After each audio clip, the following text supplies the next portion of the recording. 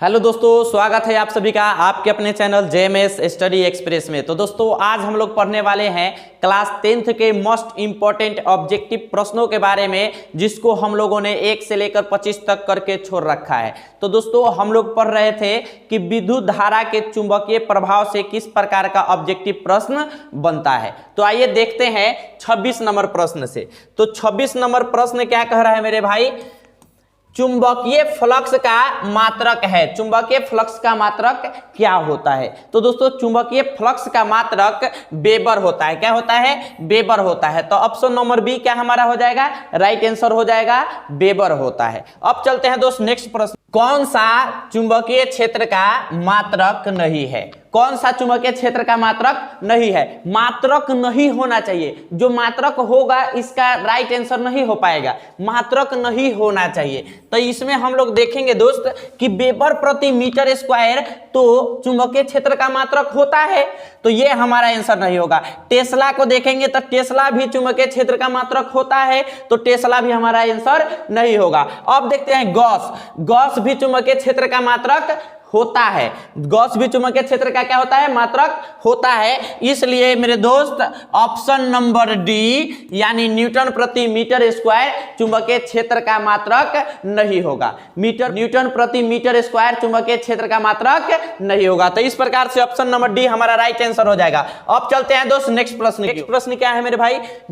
विद्युत धारा उत्पन्न होती है। विद्युत धारा उत्पन्न होती है मतलब कि विद्युत धारा कहां से उत्पन्न होती है? अब दोस्तों हम लोग जानते हैं कि विद्युत धारा जनित्र से उत्पन्न होती है। कहां से उत्पन्न होती है? जनित्र से उत्पन्न होती है। इसी जनित्र को हम लोग डायनेमो कहते हैं। क्या कहते हैं? डायनेमो कहते हैं। तो विद्युत धारा डायनेमो से भी उत्पन्न हो सकता है क्योंकि ये इसी का नाम है, और डायनेमो को ही हम लोग विद्युत जनित्र भी कहते हैं। विद्युत जनित्र। अब विद्युत जनित्र तो ये भी ऑप्शन सेम है, तीनों एक ही का नाम है। फिर इसको एक और नाम से जानते हैं, जनरेटर। जनरेटर जनरेटर के नाम से भी हम लोग इसको जानते हैं। तो ये चारों एक ही नाम है, जनित्र का ही ये चारों नाम है। जनित्र का ही ये चारों नाम है मेरे दोस्त। तो ऑप्शन में अगर कहीं ये चारों में से कोई दिखाई दे तो हम लोग उन्हीं को क्या करेंगे? टिक करेंगे। तो अब देखिए इसमें डायनेमो हमारा ऑप्शन नंबर सी क्या है? दिया हुआ है डायनेमो से, तो ऑप्शन नंबर सी क्या हो जाएगा? हमारा राइट आंसर हो जाएगा। अब चलते हैं दोस्त नेक्स्ट प्रश्न की ओर। नेक्स्ट प्रश्न क्या कह रहा है मेरे भाई? तो नेक्स्ट प्रश्न कह रहा है यांत्रिक ऊर्जा को विद्युत ऊर्जा में बदलने वाला उपकरण है। यांत्रिक ऊर्जा को विद्युत ऊर्जा में बदलने वाला उपकरण है। तो देखिए दोस्त,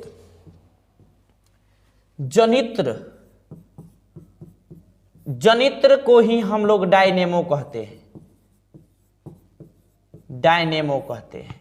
और इसका एक ट्रिक होता है मेरे दोस्त, DAV, मतलब डी से डायनेमो, डी से डायनेमो, ए से यांत्रिक, ए से यांत्रिक, और भी से विद्युत, भी से विद्युत। तो दोस्तों यहां ध्यान दीजिए, यहां सीखने वाली बात है। सीखने वाली बात क्या है कि जब भी परिवर्तन किया जाए, अगर यांत्रिक ऊर्जा को विद्युत ऊर्जा में परिवर्तन करने की बात आए, तो यहां हम लोग एक ट्रिक देखेंगे। DAV यानी डायनेमो यांत्रिक ऊर्जा को विद्युत ऊर्जा में बदलता है। कौन बदलता है? डायनेमो यांत्रिक ऊर्जा को विद्युत ऊर्जा में बदल देता है। अब दोस्तों हम लोग ऑप्शन में देखेंगे, क्योंकि पूछा है कि यांत्रिक ऊर्जा को विद्युत ऊर्जा में कौन बदलता है, तो यांत्रिक ऊर्जा को विद्युत ऊर्जा में डायनेमो ही बदलता है। तो ऑप्शन नंबर ए क्या हो जाएगा? हमारा राइट आंसर हो जाएगा, जनित्र या डायनेमो। जनित्र या डायनेमो। तो ये हमारा option number A right answer हो जाएगा। अब चलते हैं दोस्त नेक्स्ट प्रश्न की ओर। नेक्स्ट प्रश्न क्या है मेरे भाई? तो विद्युत परिपथ में विद्युत फ्यूज जोड़ा जाता है। विद्युत परिपथ में विद्युत फ्यूज जोड़ा जाता है। तो किसके साथ जोड़ा जाता है? अर्थ तार के साथ, अर्थिंग के साथ नहीं ना, अर्थिंग के साथ विद्युत फ्यूज को नहीं जोड़ा जाता है। उदासीन तार के साथ विद्युत फ्यूज को नहीं जोड़ा जाता है। ठंडा तार के साथ विद्युत फ्यूज को नहीं जोड़ा जाता है। विद्युतमय तार के साथ, और इस विद्युतमय तार को तार को एक और नाम से हम लोग जानते हैं जीवित तार। किस तार के नाम से? जीवित तार के नाम से। तो दोस्तों विद्युतमय तार में जोड़ा जाता है। किस में जोड़ा जाता है? विद्युतमय तार में जोड़ा जाता है। ऑप्शन नंबर सी हमारा राइट आंसर हो जाएगा। अगर विद्युतमय तार के जगह पर अगर जीवित तार भी रहता तो हम लोग जीवित तार को ऑप्शन में क्या करते? टिक आउट करते। तो चलते हैं दोस्त नेक्स्ट प्रश्न की ओर। नेक्स्ट प्रश्न क्या कह रहा है मेरे दोस्त? प्रत्यावर्ती धारा जनित्र से कैसी धारा मिलती है? प्रत्यावर्ती धारा जनित्र से कैसी धारा मिलती है? तो अब देखिए दोस्त, जनरेटर दो प्रकार के, जनित्र दो प्रकार के, एक होता है दिष्ट धारा, दिष्ट धारा जनित्र, और एक होता है मेरे दोस्त प्रत्यावर्ती, प्रत्यावर्ती धारा जनित्र। तो दोस्तों नाम से ही ये क्लियर है कि दिष्ट धारा जनित्र से दिष्ट धारा निकलेगा, दिष्ट धारा निकलेगा, और प्रत्यावर्ती धारा जनित्र से प्रत्यावर्ती धारा निकलेगा, प्रत्यावर्ती धारा निकलेगा। तो अब देखिए प्रश्न को, प्रश्न क्या कह रहा है? प्रत्यावर्ती धारा जनित्र से कैसी धारा निकलती है? प्रत्यावर्ती धारा जनित्र से कैसन धारा निकलेगा? तो यहां देखिए प्रत्यावर्तीय धारा ना निकलेगा। कौन सा धारा निकलेगा? प्रत्यावर्ती धारा निकलेगा। तो ऑप्शन में हम लोग देखेंगे कि कहीं प्रत्यावर्ती है कि नहीं। तो दोस्तों यहां हमारा है प्रत्यावर्ती। तो ऑप्शन नंबर 1 क्या हो जाएगा? राइट आंसर हो जाएगा। प्रत्यावर्ती धारा जनित्र से प्रत्यावर्ती धारा निकलती है। अब चलते हैं दोस्त नेक्स्ट प्रश्न की ओर। नेक्स्ट प्रश्न क्या है मेरे भाई? तो नेक्स्ट प्रश्न जो है, चुंबकीय क्षेत्र रेखाएं किस ध्रुव से निकलती है? चुंबकीय क्षेत्र रेखाएं किस ध्रुव से निकलती है? तो दोस्तों हम लोगों ने पिछले वीडियो में देखा था कि कुछ इस प्रकार का स्ट्रक्चर हम लोग बनाए थे।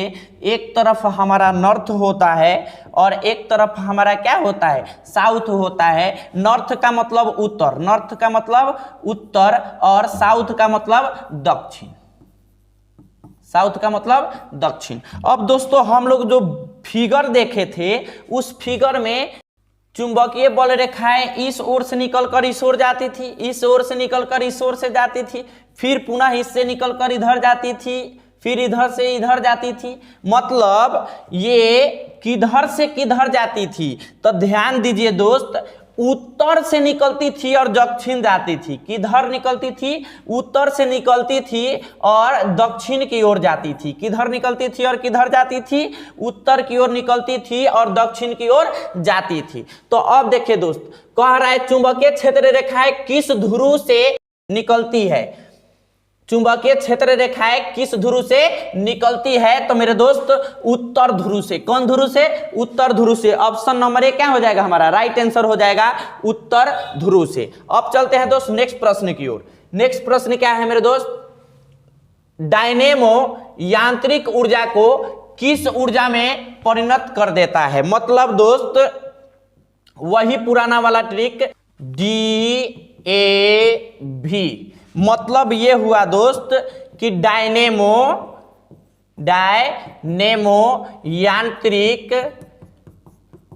यांत्रिक ऊर्जा को बदल देता है काथी में? विद्युत ऊर्जा में, विद्युत ऊर्जा में। तो दोस्तों इस प्रकार से हम लोग देख लिए यहाँ के डायनेमो यांत्रिक ऊर्जा को विद्युत ऊर्जा में बदल देता है। किस में बदलता है? यांत्रिक ऊर्जा को विद्युत ऊर्जा में। तो ऑप्शन हमारा क्या हो जाएगा? Option number B right answer हो जाएगा, विद्युत ऊर्जा में बदल देता है। तो option number B right answer हो जाएगा। अब चलते हैं दोस्त नेक्स्ट प्रश्न। किसी परिपथ में 20 एम्पियर विद्युत धारा प्रवाहित होती है और इनमें प्रतिरोध 2.5 ओम उत्पन्न होता है, तो विभवांतर ज्ञात कीजिए। यानी V बराबर वाट पूछ रहा है, I इक्वल टू दिया है 20A, I इक्वल टू क्या दिया है? 20A, और यहां से हमारा R इक्वल टू है 5 ओम। तो दोस्तों भी ज्ञात करने के लिए सूत्र होता है I गुने R, I गुने R। इसका मतलब 20 एम्पियर गुने 2.5 ओम। तो फाइनली क्या आ जाएगा हमारा, फाइनली यहां से आ जाएगा 50 वोल्ट। क्या आ जाएगा, 50 वोल्ट। तो ऑप्शन नंबर देखेंगे हम लोग, ऑप्शन में है कहीं, तो ऑप्शन नंबर बी हमारा राइट आंसर हो जाएगा 50 वोल्ट। अब चलते हैं दोस्त नेक्स्ट प्रश्न की ओर। नेक्स्ट प्रश्न क्या कह रहा है मेरे दोस्त, विद्युत चुम्बकीय प्रेरण की खोज किसने की थी? विद्युत चुम्बकीय प्रेरण की खोज किसने की थी? तो दोस्तों हम लोग पिछले वीडियो में भी देख चुके हैं कि विद्युत चुम्बकीय प्रेरण का खोज माइकल फैराडे ने किया था। और माइकल फैराडे ने विद्युत चुम्बकीय प्रेरण की खोज कब की थी? तो 1831 ईस्वी में। कब की थी? 1831 ईस्वी में। तो ऑप्शन नंबर ए हो जाएगा हमारा राइट आंसर, विद्युत चुम्बकीय प्रेरण की खोज माइकल फैराडे ने की थी। अब चलते हैं दोस्त नेक्स्ट प्रश्न की ओर। नेक्स्ट प्रश्न क्या है मेरे दोस्त? नेक्स्ट प्रश्न जो है मेरे भाई वो है विद्युत हीटर की कुंडली जिसका प्रतिरोध 55 ओम और विभवांतर 220 वोल्ट हो तो विद्युत धारा लगेगी। विद्युत धारा का मान क्या होगा? दिया है मेरे दोस्त का थी, तो R बराबर 55 ओम, R इक्वल टू 55 ओम और V बराबर 220 वोल्ट। तो हमसे पूछ रहा है विद्युत धारा के मान, यानी I का मान पूछ रहा है। तो हम लोग जानते हैं दोस्त कि फॉर्मूला होता है V बराबर IR। फॉर्मूला क्या होता है? V बराबर IR। I के साथ R गुना में है इसलिए V के बटा में आ जाएगा, तो I इक्वल टू V बटा R हो जाएगा। अब V बटा R से हम लोग निकालेंगे, V का मान हमारा है 220 वोल्ट बटा R का मान है 55 ओम। तो यहां से हम लोग देखेंगे क्या कि 55 से 220 वोल्ट ये 4 बार में कट जाएगा और हमारा आंसर आएगा 4 एम्पियर। आंसर कितना आएगा? 4 एम्पियर। तो यहां से हम लोग देखेंगे ऑप्शन नंबर ए क्या है? 4 एम्पियर है। तो इस प्रकार से हमारा option number A right answer हो जाएगा। अब चलते हैं दोस्त नेक्स्ट प्रश्न की ओर। नेक्स्ट प्रश्न क्या कह रहा है मेरे दोस्त? सामान्यतः विद्युतमय तार प्रयोग करना चाहिए। सामान्यतः विद्युतमय तार प्रयोग करना चाहिए। कैसे प्रयोग करना चाहिए? तो लाल रंग का प्रयोग करना चाहिए। किस रंग का प्रयोग करना चाहिए? लाल रंग का प्रयोग करना चाहिए, क्योंकि काले रंग उदासीन होते हैं, उदासीन तार के होते हैं। काले रंग किसके होते हैं? उदासीन तार के होते हैं। हरे रंग किसके होते हैं? तो अर्थ तार का होते हैं। अर्थ तार जिसको हम लोग भूतार कहते हैं, भूतार के होते हैं। और लाल रंग किसके होते हैं? तो लाल रंग जीवित या विद्युतमय तार, विद्युतमय तार के होते हैं। तो ऑप्शन नंबर सी क्या हो जाएगा? हमारा राइट आंसर हो जाएगा विद्युतमय तार का प्रयोग लाल रंग में करने चाहिए। अब चलते हैं दोस्त नेक्स्ट प्रश्न की ओर। नेक्स्ट प्रश्न क्या है मेरे दोस्त?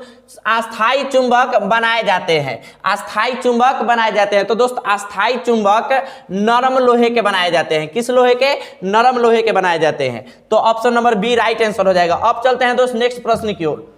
नेक्स्ट प्रश्न है मेरे दोस्त, लघु पतन के समय परिपथ में विद्युत धारा का मान होता है।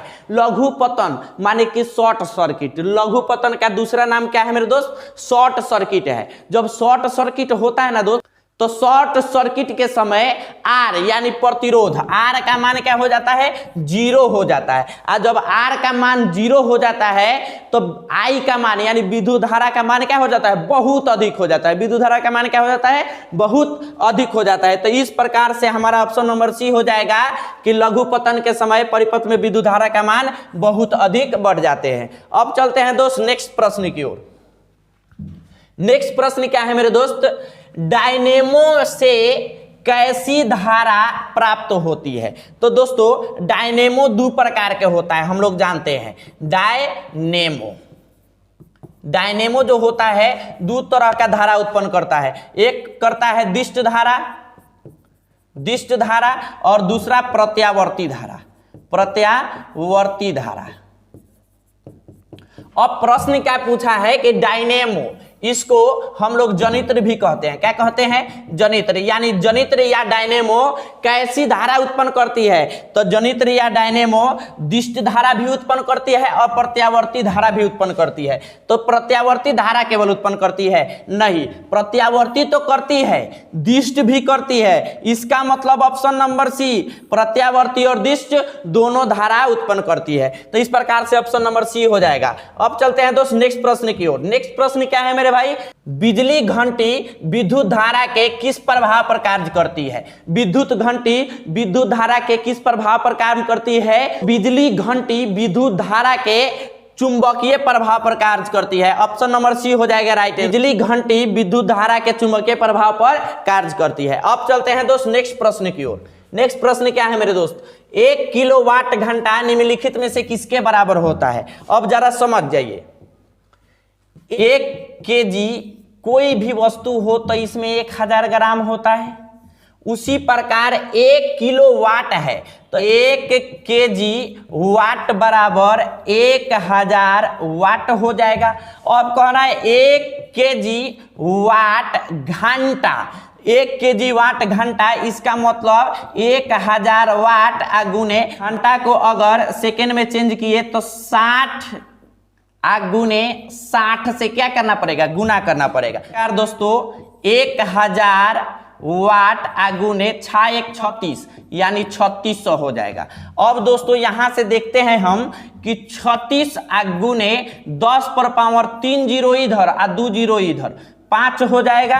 अब यहीं से अगर हम यहां से इसको दशमलव में निकाले तो 3.6 गुने 10 पर पावर 6 जूल हो जाएगा। तो 3.6 गुने 10 पर पावर 6 जूल कहाँ है? तो ऑप्शन नंबर सी देखिए दोस्त। ऑप्शन नंबर सी जब हम लोग देखेंगे यहां मिस्टेक से इसके साथ लिखा गया है तो इसको ध्यान में नहीं रखना है। ये पावर लिखा गया है लेकिन ये मिस्टेक से 6 नीचे लिखा गया है। तो 10 पर पावर क्या हो जाएगा? 10 पर पावर 6 यानी 3.6 गुने 10 पर पावर 6 जूल के बराबर हो जाएगा। ऑप्शन नंबर सी हमारा राइट आंसर हो जाएगा। अब चलते हैं दोस्त नेक्स्ट प्रश्न की ओर। नेक्स्ट प्रश्न क्या है मेरे दोस्त? किसी सीधे चालक में धारा की दिशा और उससे संबंधित चुंबकीय क्षेत्र की दिशा जिस नियम से ज्ञात की जा सकती है वो है। तो दोस्तों किसी सीधे चालक में धारा की दिशा और उससे संबंध चुंबकीय क्षेत्र की दिशा जिस नियम से ज्ञात की जा सकती है वो मैक्सवेल का दक्षिण हस्त नियम होता है। कौन होता है? मैक्सवेल का दक्षिण हस्त नियम होता है। तो ऑप्शन नंबर सी हमारा राइट आंसर हो जाएगा। अब चलते हैं दोस्त नेक्स्ट प्रश्न की ओर। किसी परिपथ में 28 एम्पीयर का विद्युत धारा प्रवाहित होती है और इनमें विभवांतर 35 वोल्ट उत्पन्न होती है तो प्रतिरोध होगा। ये प्रश्न पूछ रहा है। अब दोस्तों इसमें दिया क्या है? तो दिया है मेरे भाई कि I इजिकल टू 28 एम्पियर और V इजिकल टू दिया है 35 volt. I is equal to 28 ampere और V is equal to 35 volt, R is equal to watt. अब हम फॉर्मूला जानते हैं दोस्त कि V बराबर होता है IR। अब यहां से I के साथ R गुना में है ना तो R निकालेंगे तो I V के बटा में आ जाएगा। यानी कि कुछ इस प्रकार का घटना घटेगा। R इजकल टू V बटा I फॉर्मूला निकलेगा। V का मान कितना दिया हुआ है? V का मान दिया हुआ है हमारा 35 वोल्ट बटा I का मान 28 एम्पियर। अब दोस्तों 7 से काटेंगे, 7 × 5 = 35 और 7 × 4 = 28 यानी कि 5/4 5/4। तो इसको हम लोग कुछ इस प्रकार से लिख लेंगे कि ये आएगा 1.25 ओम। 1.25 ओम। तो ऑप्शन देखेंगे हम कि 1.25 ओम कहाँ है। तो दोस्त यहां हम लोग देख पा रहे हैं कि 1.25 ओम ऑप्शन नंबर सी में आंसर है। तो ऑप्शन नंबर सी क्या हो जाएगा? हमारा राइट आंसर हो जाएगा। अब चलते हैं दोस्त नेक्स्ट प्रश्न क्या कह रहा है मेरे दोस्त? विद्युत धारा उत्पन्न करने की युक्ति को कहते हैं, विद्युत धारा उत्पन्न करने की युक्ति को डायनेमो कहते हैं। क्या कहते हैं? डायनेमो कहते हैं। इस डायनेमो का एक और नाम है विद्युत जनित्र। विद्युत जनित्र इसको एक और नाम से जानते हैं हम लोग, केवल जनित्र। और एक और नाम है इसका जिसको हम लोग जानते हैं जनरेटर के नाम, जनरेटर। तो ये 4 नाम है।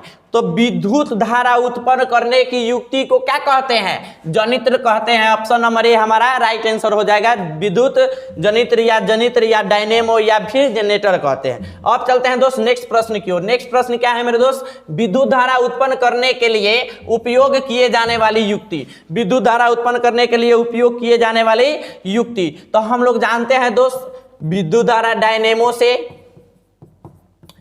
से या इसी को जनित्र कहते हैं, जनित्र से या इसी को विद्युत जनित्र कहते हैं, विद्युत जनित्र कहते हैं इससे, या फिर जनरेटर इससे उत्पन्न होती है। ऑप्शन ढूंढेंगे हम लोग क्या है, तो यहाँ ऑप्शन नंबर ए मिल गया हमको, जनरेटर या विद्युत जनित्र से। इस प्रकार से भी प्रश्न आपसे पूछा जा सकता है, तो option number A right answer हो जाएगा। अब चलते हैं दोस्त नेक्स्ट प्रश्न की ओर। नेक्स्ट प्रश्न क्या कह रहा है मेरे दोस्त? विद्युत जनित्र का सिद्धांत आधारित है। विद्युत जनित्र का सिद्धांत आधारित है। विद्युत जनित्र का सिद्धांत किस पे आधारित है? तो हम लोग जानते हैं दोस्त कि विद्युत जनित्र का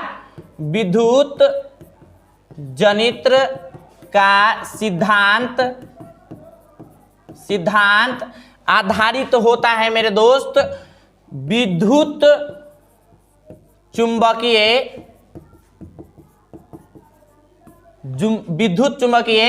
प्रेरण। विद्युत चुंबकीय प्रेरण के सिद्धांत पर हमारा विद्युत जनित्र का सिद्धांत उपस्थित होता है, यानी आधारित होता है। और दोस्तों एक होता है हमारा विद्युत फ्यूज।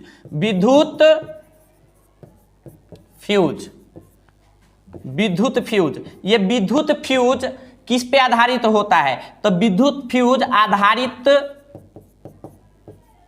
होता है, विद्युत फ्यूज आधारित होता है। ये बेचारा जो आधारित होता है धारा के उष्मीय प्रभाव पर, धारा के उष्मीय प्रभाव पर। तो दोस्तों इस प्रकार हम लोग देख रहे हैं क्या? तो हम लोग देख रहे हैं कि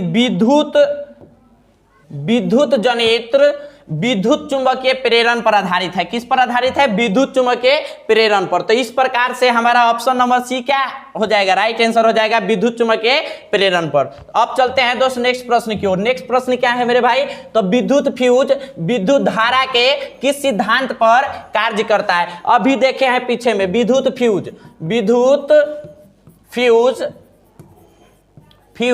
धारा के उष्मीय प्रभाव पर कार्य करता है। यानी किस प्रभाव पर कार्य करता है? उष्मीय प्रभाव पर। ऑप्शन नंबर क्या हो जाएगा? ए हमारा राइट आंसर हो जाएगा। विद्युत फ्यूज धारा के उष्मीय प्रभाव पर कार्य करता है। अब चलते हैं दोस्त नेक्स्ट प्रश्न की ओर। नेक्स्ट प्रश्न क्या है मेरे भाई? विद्युत चुंबक बनाने के लिए प्रायः किस पदार्थ के छड़ का उपयोग होता है? तो दोस्तों विद्युत चुंबक बनाने के लिए प्रायः नरम लोहे के छड़ का उपयोग होता है। किसका उपयोग होता है? नरम लोहे के छड़ का उपयोग होता है। ऑप्शन नंबर सी क्या हो जाएगा? राइट हो जाएगा। अब चलते हैं दोस्त नेक्स्ट प्रश्न की ओर। आज का ये नेक्स्ट प्रश्न है और इस चैप्टर का लास्ट प्रश्न है मेरे भाई।